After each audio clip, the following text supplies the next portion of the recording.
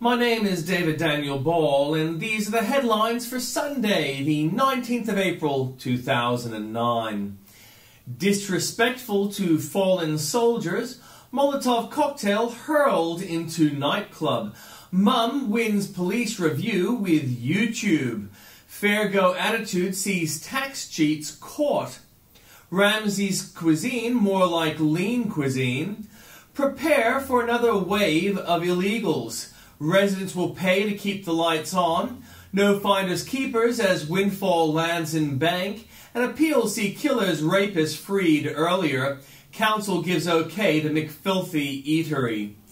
And in comments from Piers Akerman, soft border protection laws cause disaster. Refugee advocates have been shrill and vocal in their claim that it's too simplistic to blame people smugglers for disaster that occurred off West Australia's Ashmore Reef on Thursday. Piers, in Gorky Park, the movie, the crime was people smuggling, where the smugglers were not above murdering their clients. Time has moved on and the conditions for fleeing Russia are not as they were, but the issue surrounding people smuggling is the same. It was also an issue in biblical times. It doesn't go away because the libs are in power and come back because the ALP are in. It is an issue because of bad policy. Rudd's policy is bad, yet it has government endorsement because it isn't the Lib one. But the Lib policy worked effectively. Clearly this means the ALP do not deserve votes. And from Tim Blair, effectiveness ineffective.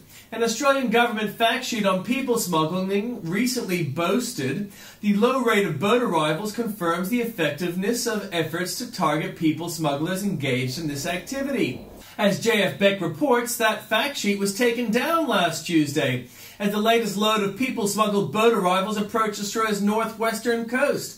So much for effectiveness, the federal government has warned the nation to brace for more illegal boat arrivals, describing the surge as a threat which must be stopped. We have a real problem on our hands, Immigration Minister Chris Evans said. You don't say. We're a magnet. Rudd knew. Australian Federal Police warned Prime Minister Kevin Rudd just weeks ago his border protection laws were making the country a magnet for smuggling. The warning came in secret intelligence briefings prepared for the AFP that were delivered to senior government ministers.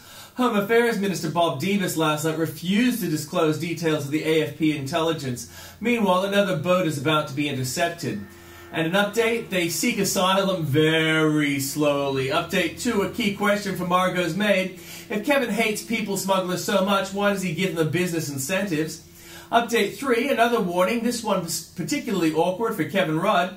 Australia must boost defence spending to give its military the hardware to deal with strategic challenges presented by China's rise as a global superpower. An influential think tank has warned China's growth meant the US, Australia's main military ally, would lose its dominant position in Asia in coming decades, creating uncertainty and a higher risk of conflict, the Lowy Institute for International Policy said. The Institute recommends an increase in military spending from the current 2% of gross domestic product to 2.5%. Not quite the amount forecast by Robert Fisk, but an increase nonetheless. Fat, Few and Feckless by Andrew Bolt. If the West's interests need defending with the force, we don't count on Europe for anything but criticism.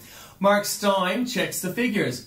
The idea that continental nations are going to find money to upgrade their militaries anytime soon is delusion. Europe shows its deadly might in the war against African pirates. Dutch Marines Saturday freed 16 fishermen held captive by Somali pirates who launched a failed attack on a tanker in the Gulf of Aden, officials said, as a Belgian vessel was taken hostage by sea bandits. NATO and Dutch officials said an attack on a Greek-owned ship from the Marshall Islands, the handy tanker's Magic, had failed, but the 9 suspected pirates had to be freed after being briefly detained. There exists no legal framework in the NATO for arrests to be carried out, he explained. Chastened by their stern talking to, the freed pirates sailed away, resolving never again to be naughty once they'd ransomed the Belgian ship. Boat deaths, ABC hears only what it wants, a mistake, or was the ABC desperate for the very start to play down this story? Here's its original report on Colin Barnett's revelation that boat people may have blown up their own vessel, killing 5.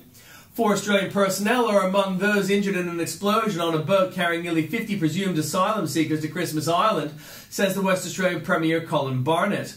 Mr Barnett said the fire around the boat was caused by an oil spill. An oil spill? Like some sort of accident? How the hell did the ABC interpret that from what Barnett actually said, and what other outlets accurately reported?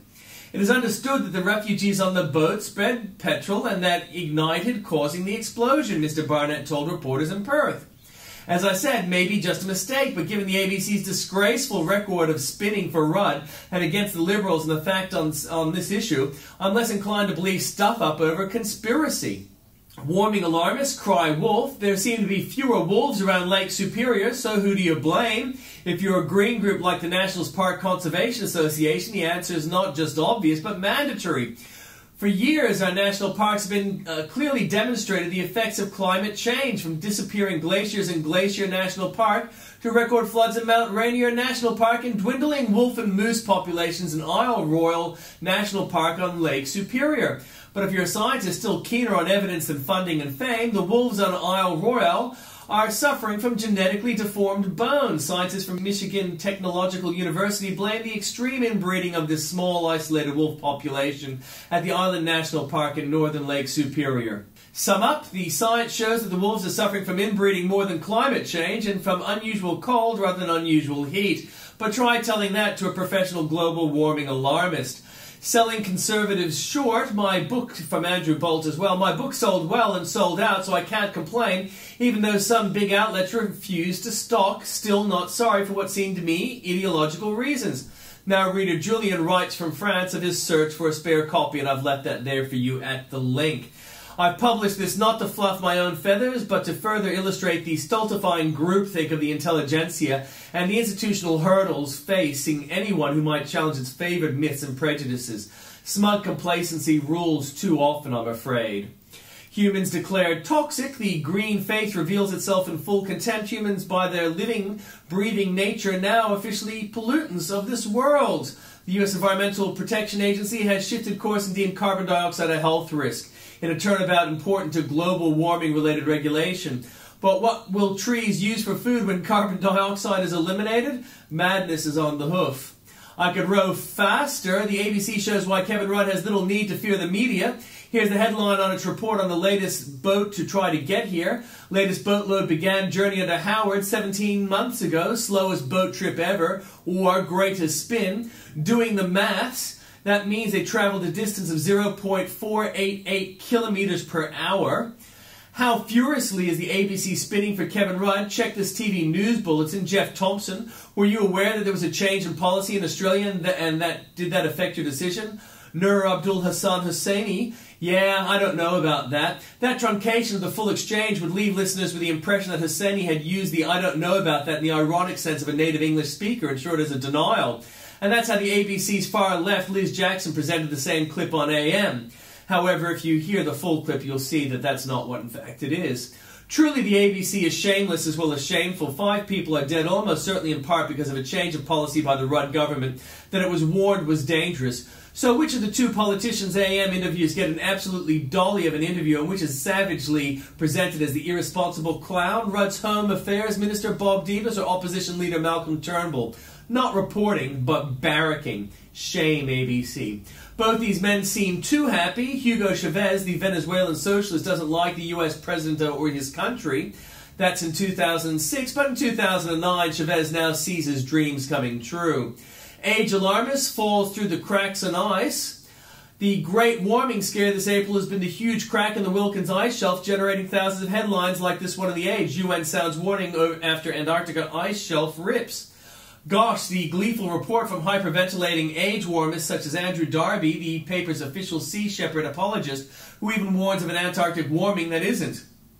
As if on cue, an ice wall damming the endangered Wilkins ice shelf against the Antarctic Peninsula has shattered just as scientific alarms rings about the region's rapid warming. And then there's this other Darby story about the dramatic collapse of the Wilkins ice shelf that also appears in the Age. And let's remind ourselves of the long-term trend of more southern hemisphere ice, not less.